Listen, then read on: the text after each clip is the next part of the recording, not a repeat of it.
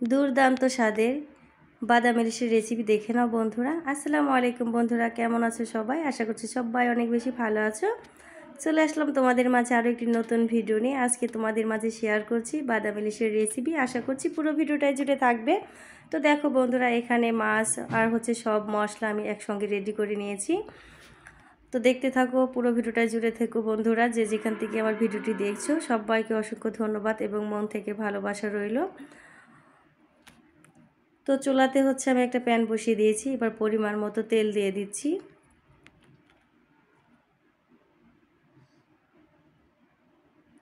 তেলটা গরম হয়ে গেছে। এবার পেঁয়াজ কুচি এবং মরিচ কুচি দিয়ে দেব।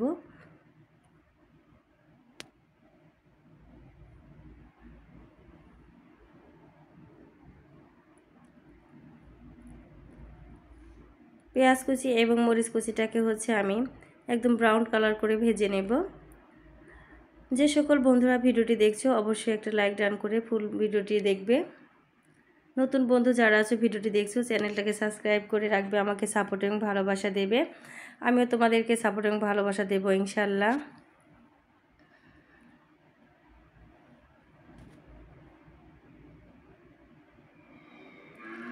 এভাবে বাদাম দিয়ে ইলিশ মাছ রান্না করলে বেশ ভালোই লাগে খেতে। আশা করছি আমার সকল বন্ধুদের ভালো লাগবে। তো পেঁয়াজটা আমার ভাজা হয়ে গেছে। এবার পরিমাণ মতো পানি অ্যাড করে দিলাম।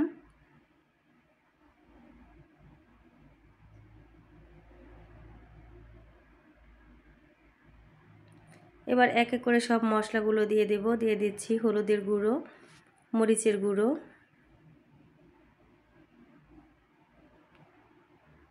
ধনিয়া গুঁড়ো, আদা রসুন পেস্ট।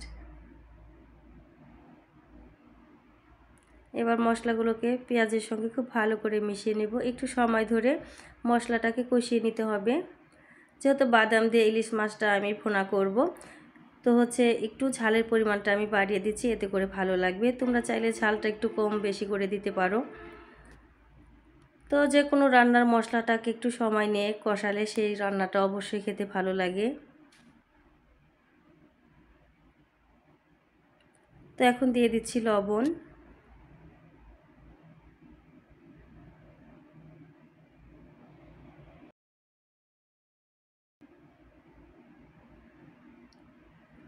মশলাটা আমার খুব ভালো করে কষানো হয়ে গেছে। এ পর্যায়ে দিয়ে দিচ্ছি বাদাম। এখানে দুই ধরনের বাদাম আমি নিয়েছি, কাঠবাদাম এবং চীনা বাদাম। তো বন্ধুরা, আমার স্কিপ হয়ে গেছে, তোমাদের দেখাতে পারিনি। বাদামগুলোকে আমি হালকা শুকনো তাওয়ায় ভেজে নিয়ে আমি ব্লেন্ড করে নিয়েছি। তো বাদাম বাটা দেবার পরে বেশ কিছু সময় ধরে আমি বাদামটাকেও ভালো করে কষিয়ে নেব। এতে করে বাদামের যে একটা গন্ধ থাকে সেটা একদমই থাকবে না, যদিও আমি ভেজে নিয়েছি।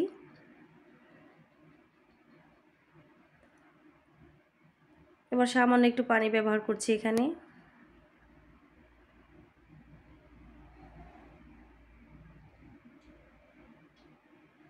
যেহেতু বাদাম পেস্ট ব্যবহার করেছি, নিচ থেকে লেগে যেতে পারে, এজন্য অনবরত নাড়তে হবে।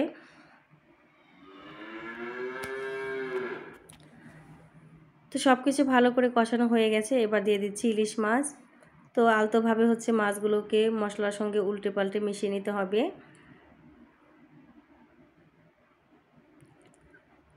আমার রেসিপিগুলো, আমার ভিডিওগুলো আমার বন্ধুদের কাছে কেমন লাগে অবশ্যই কমেন্টের মাধ্যমে জানাবে। যদি আমার ভিডিওগুলো একটু হলে ভালো লেগে থাকে অবশ্যই লাইক কমেন্ট শেয়ার করে পাশে থাকবে এবং পাশে থাকা বেল আইকনটি অন করে রাখবে, যাতে নতুন কোনো ভিডিও আপলোড হবার সাথে সাথে তোমাদের কাছে চলে যায়।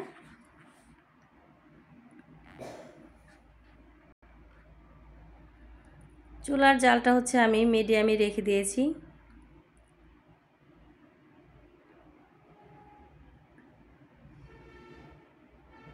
তো ঢাকনা দিয়ে ঢেকে রাখবো। একটু পরে ঢাকনাটা তুলে আবার আলতোভাবে মাছগুলোকে নেড়ে চেড়ে দিতে হবে। খুব বেশি তাড়াহুড়ো করে নাড়াচাড়া করা যাবে না, নাহলে মাছগুলো ভেঙে যাবে। তো খুব ভালোভাবে আমার মাছটাকে কষানো হয়ে গেছে। এবার আমি আমার পরিমাণ মতো পানি ব্যবহার করছি।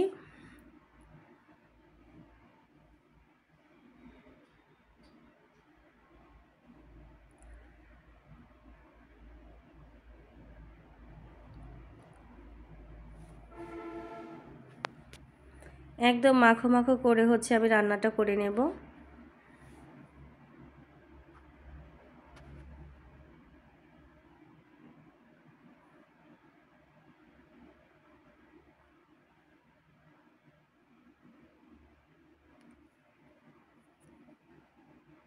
তো রান্নাটা হচ্ছে আমার একদম শেষের দিকে। এবার হচ্ছে ভাজা জিরের গুঁড়ো দিয়ে ভালো করে মিশিয়ে আমি পরিবেশন করে নেব। আশা করছি আজকের রেসিপিটি আমার বন্ধুদের কাছে ভালো লেগেছে।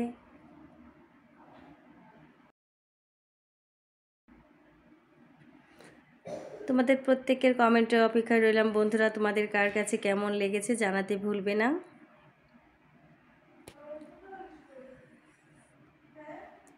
যারা হচ্ছে এখনও বাদাম দিয়ে ইলিশ রান্না করনি, এভাবে করে দেখবে, অবশ্যই খেতে ভালো লাগবে। এই তো দেখো বাদাম ইলিশের ফাইনাল লুক কেমন হয়েছে বন্ধুরা। তো আজকের ভিডিওটা বন্ধুরা এই পর্যন্তই। দেখা হচ্ছে আবার নতুন কোনো ভিডিওতে। সে পর্যন্ত আমার সকল বন্ধুরা অনেক অনেক ভালো থেকো। আল্লাহ হাফেজ।